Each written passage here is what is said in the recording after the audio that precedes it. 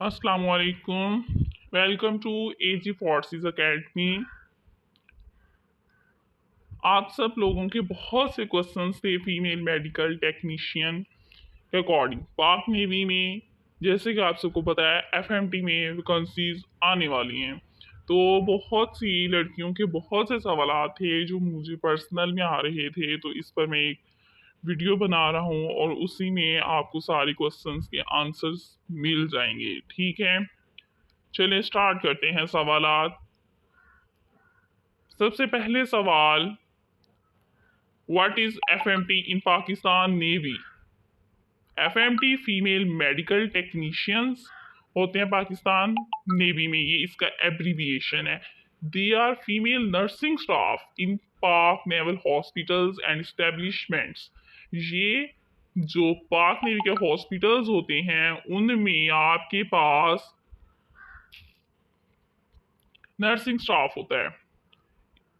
फिर लड़कियां सवाल करती हैं कि क्या ये एफएमटी जो है ये ऑफिसर्स मतलब कैडर है? नो, एफएमटी ऑफिसर ग्रेड नहीं है, ये आपके पास नॉन ऑफिसर कैडर्स में आता है। ठीक है। What is training duration? Training duration पूछी जाती है एफएमटी की क्या है, तो ड्यूरेशन ऑफ ट्रेनिंग जो है वो 3 इयर्स है मेडिकल ट्रेनिंग इंस्टीट्यूट पीएन शिफा में। फिर सवाल किया जाता है कि स्टार्टिंग रैंक क्या है एफएमटी का।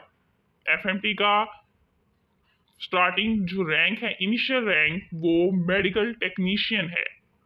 फिर सवाल किया जाता है what are the ranks of FMT? FMT की रैंक्स क्या है? ये स्टार्ट होता है मेडिकल टेक्नीशियन से, फिर लीडिंग मेडिकल टेक्नीशियन, फिर पेटी ऑफिसर, फिर मेडिकल आर्टिफिसर, फिर चीफ मेडिकल ऑफिसर। अगर फिर इसी तरह रैंक जो हैं वो चेंज होते रहते हैं।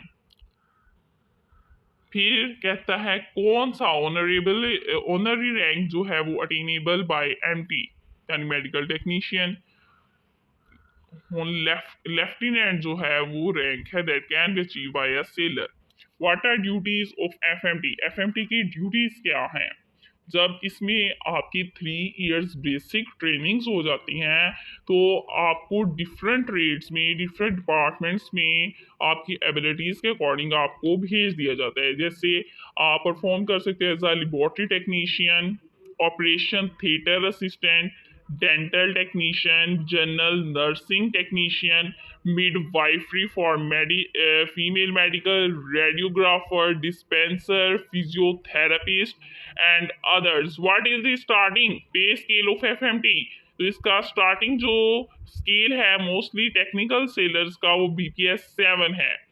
How many seats are for FMT? Seats इसकी 55 टू 60 मोस्टली होती हैं, इससे कम या ज्यादा भी हो सकती हैं, नॉट कंफर्म।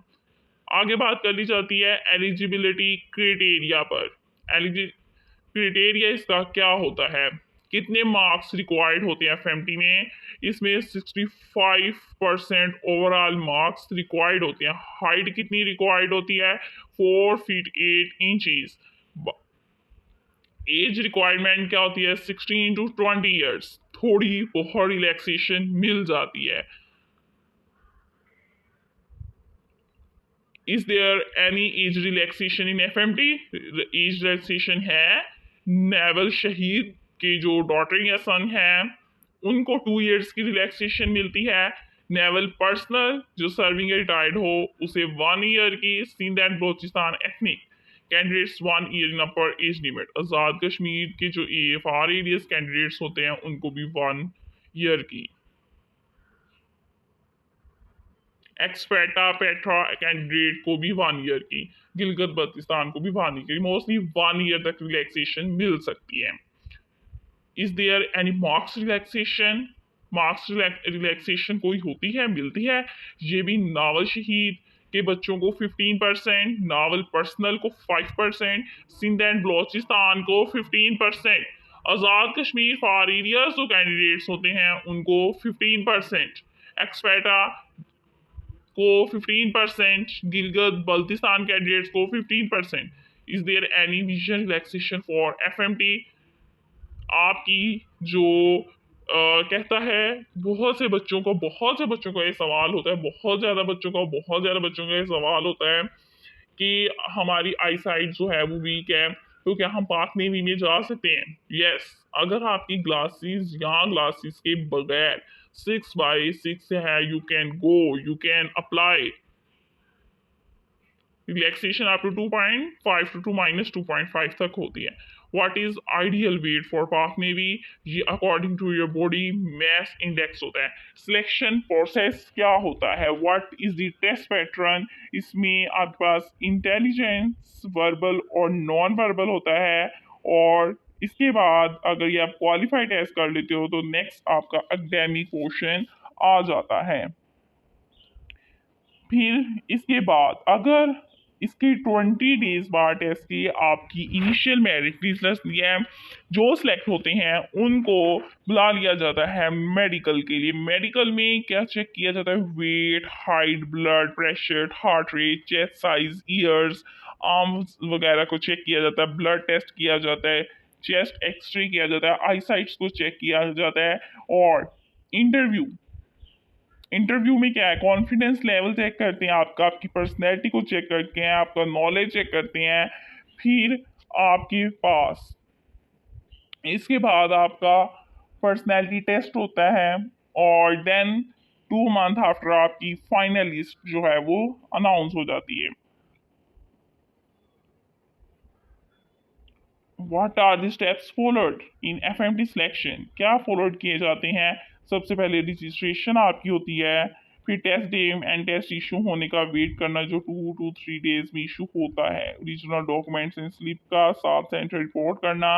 और initial MCQs based computer test होता है, शॉर्ट लिस्टिंग होती है कंप्यूटर बेस्ड टेस्ट की बुनियाद पर। और जो शॉर्ट लिस्टेड कैंडिडेट्स होते हैं उनको फर्दर बुलाया जाता है, इनिशियल मेडिकल किया जाता है, फिर इनिशियल इंटरव्यू, फिर पर्सनैलिटी टेस्ट, और जो क्लियर कर लेते हैं उनको फिर फाइनल इंटरव्यू के लिए बुलाया जाता है। और देन फाइनल मेरिट लिस्ट, और जो सिलेक्टेड हो जाते हैं उनको पीएनएस शिफा में भेजा जाता है। ब्लड टेस्ट दोबारा उनके वहाँ पर किए जाते हैं ज्वाइनिंग से पहले। और जो फिट होता है वो ज्वाइन करता है 3 इयर्स ट्रेनिंग को।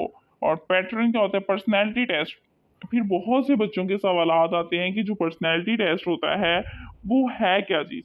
आप देखते होंगे एयर फोर्सेस में, पाक आर्मी में पर्सनैलिटी टेस्ट होता है एमसीक्यूज बेस्ड, कि कोई एमसीक्यूज आ गया जी, आप इस पर एग्री हैं, डिसएग्री हैं, स्लाइटली एग्री हैं, ये इस तरह आ जाता है, मुतफिक है, गैर मुतफिक है, बिल्कुल नहीं मुतफिक, इस तरह। लेकिन जो आपके पास पाक नेवी का पर्सनैलिटी टेस्ट होता है वो थोड़ा सा डिफरेंट होता है। इसमें फर्स्ट 2 पेजेस आपके इंट्रोडक्शन के होते हैं, आपकी ज़िंदगी के नाकाबिले फरामोश वाक़या आपसे पूछा जाता है, और बाकी आपका इंट्रोडक्शन होता है। फिर आपके पास सेंटेंस कॉम्प्लीशन, आपने सेंटेंस को कॉम्प्लीशन करना होता है। 25 सेंटेंस होते हैं, 6 मिनट्स आपके पास होते हैं।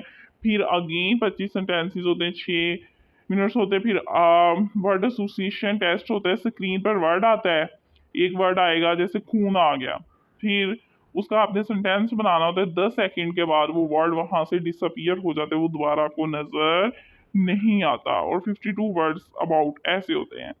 फिर पिक्चर स्टोरीज आती हैं, दो दो पिक्चर स्टोरीज होती हैं, और एक स्टोरी के लिए आपके पास 4 मिनट होते हैं। और फिर 2 पॉइंटर स्टोरीज आती हैं, हाफ सेंटेंस लिखा होता है, उसको आपने कंटिन्यू करके स्टोरी बनानी थी। और 3 मिनट 30 सेकेंड जो है वो एक स्टोरी के लिए आपके पास होते हैं। देन आपको 15 मिनट दिए जाते हैं, और आपने 3 पिक्चर्स जो है वो ड्रा करनी होती है हर पिक्चर के लिए। और वो पिक्चर डिफरेंट होती है, मोस्टली वो आपको कहते हैं या आप गर्ल बनाएं या बॉय बनाएं, क्योंकि वो चेक करना चाहते होते हैं, वो उस पिक्चर से आपकी पर्सनैलिटी जो है उसको चेक करते हैं।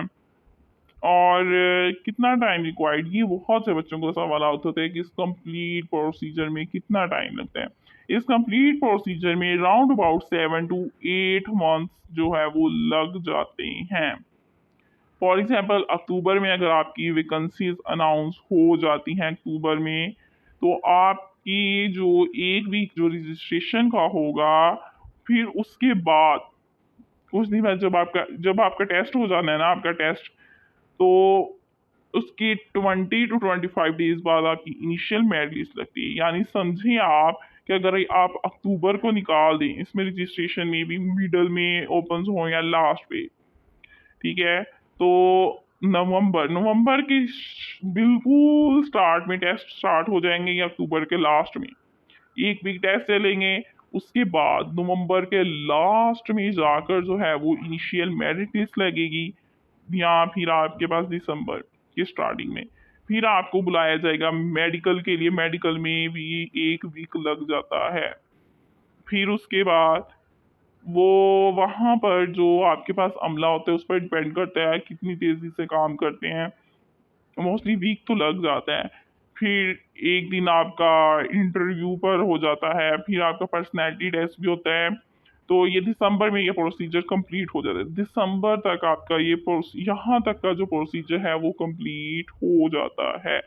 बहुत कम है अगर रह जाए, वरना जनवरी के स्टार्ट तक तो हो जाता है। ओके, यानी अक्टूबर, नवंबर, दिसंबर 3 मंथ हो गए। नेक्स्ट आपके पास जनवरी और फरवरी जो होती है, ये आपके पास 2 मंथ्स वेटिंग होते हैं फाइनल मेरिट लिस्ट के। और जाके मार्च के लास्ट तक जो है वो फाइनल मेरिट लिस्ट जो है वो आपके पास लगती है, जिसमें आप लोगों को फाइनल इंटरव्यू के लिए, पहले नहीं होता था, पिछले साल से फाइनल इंटरव्यू कंडक्ट किया जा रहा है। तो मार्च के लास्ट तक आपकी वो लगती है मेरिट लिस्ट, फिर आपको इंटरव्यू के लिए बुलाया जाता है, फिर इंटरव्यू होता है, और अप्रैल के लास्ट तक आपको फाइनल सिलेक्शन का बता दिया जाता है। देन आप मई या जून में फिर आपकी ज्वाइनिंग होती है। यानी 4 और 3 मंथ तो यही हो गए, 7 मंथ तो लग जाते हैं इजीली। ठीक है, ये आपका कंप्लीट प्रोसीजर था। जो आपके क्वेश्चंस थे, आई थिंक आपके ऑल क्वेश्चंस क्लैरिफाई हो गए होंगे। और बहुत सी गर्ल्स ही हमने आर्ट्स पढ़ी हुई है, क्या हम इसमें जा सकते हैं? No, you can not join this. और फिर वो मुझसे पूछती हैं हम क्या ज्वाइन करें क्या ना करें। तो आप लोग इतने सारे क्वेश्चंस करते हो, तो आप लोग ये अब इसकी ब्रांचेस थी एफएमटी की, जैसे मैंने बताई कि आप कौन कौन से डिपार्टमेंट्स में आपको वो भेजते हैं, तो वो डिटेल्स पूछनी मुझसे, तो वो सारा अवेलेबल होता है। तो आप थोड़ा चेक कर लिया करें, ठीक है? इतने मैसेजेस ना किया करें। ओके। और इसके अलावा एक वीडियो भी इंशाल्लाह मैं नेक्स्ट आपके पास मेरिट पर भी ना बनाऊंगा कि आपने कैसे तैयारी करनी है कि आपका मेरिट इजीली बन जाए। ठीक है, thank you, best of luck.